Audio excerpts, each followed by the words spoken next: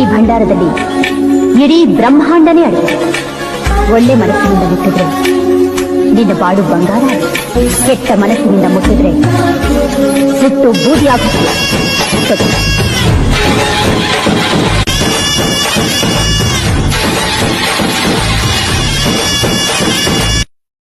ಈ ಭಂಡಾರದಲ್ಲಿ ಇಡೀ ಬ್ರಹ್ಮಾಂಡನೇ ಅಡಗಿದೆ.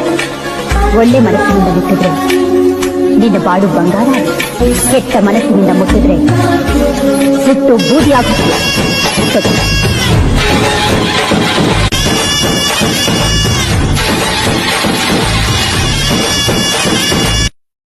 ಈ ಭಂಡಾರದಲ್ಲಿ ಇಡೀ ಬ್ರಹ್ಮಾಂಡನೇ ಅಡಗಿದೆ. ಒಳ್ಳೆ ಮನಸ್ಸಿನಿಂದ ಮುಟ್ಟಿದ್ರೆ ನಿನ್ನ ಬಾಡು ಬಂಗಾರ, ಕೆಟ್ಟ ಮನಸ್ಸಿನಿಂದ ಮುಟ್ಟಿದ್ರೆ ಸುಟ್ಟು ಬೂದಿ ಆಗುತ್ತದೆ.